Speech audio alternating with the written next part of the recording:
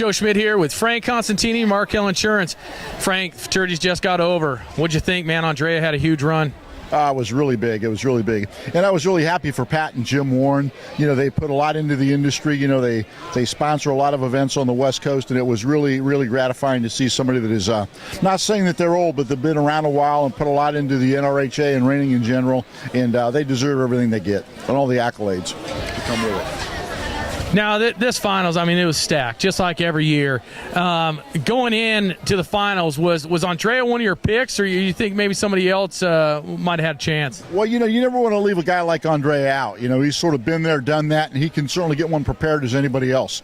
And when you give somebody more than one chance at a shot at the finals, they kind of get accustomed to what's going on out there, get a feel for where to go with the ground, where to stop, you know, just how to handle the environment and the situation. So, you know, he probably wouldn't have been one of my favorites going in. You know, Sean Flaherty was a strong pick on both his horses, actually, and Trevor Dare had that bionic yellow horse that Extra Quarter Horse was nominated, and Franco Bertolani was a great pick, as was Gabriel Deanna was another guy that everybody said watch out for. So was I totally shocked? No. Yeah. But I was a little surprised, but that's why we're all here, to see what happens. Now, you're from, you know, closer to the East Coast. What do you think of the whole choice on the Romals?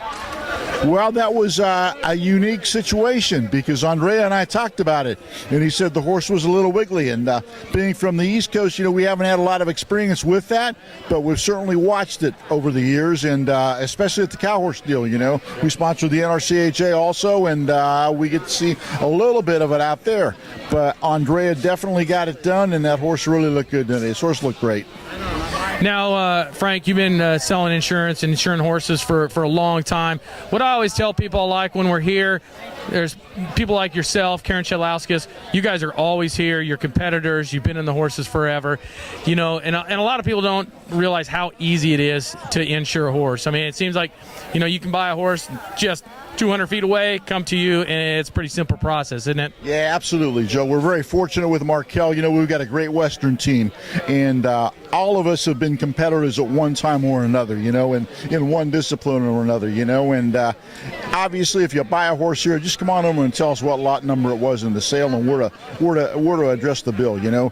And my philosophy is if you can't reach in your pocket and pull out the money to buy another one just like it, then you need to insure it. Because for 3 cents on the dollar, let's say roughly, you can insure the mortality of that horse.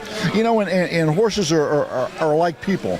You know, some of them live to be a ripe old age, and some of them don't make it past puberty, you know, and it's just the difficult thing about that, Joe, is they can't tell us what's wrong with them at all times or how they're feeling. And what I tell people is, you know, horses don't know if it's Christmas, New Year's, or the 4th of July. And they're not going to call you when they're not feeling good or they've got to go to the emergency room. So you better insure them. Yeah. No, always a safe bet, and like I said, I always like dealing with you guys because it's just simple. I can send my customers over. It's really no big deal. You know, Frank, again, we had awesome finals, and I mean, it was pretty exciting, man. Oh, it was just a fabulous week in Oklahoma City from the very first day. You know, the weather's been great. You know, with the exception of the rain today, we didn't have any snow and ice and, you know, some of the storms that we've become accustomed to over the years. And it was just a fabulous, fabulous week, really. It was a pleasure to be in Oklahoma City. No, that's the truth. Frank, good to talk to you, and we'll see you at the NRBC, man. Oh, absolutely. I wouldn't miss it.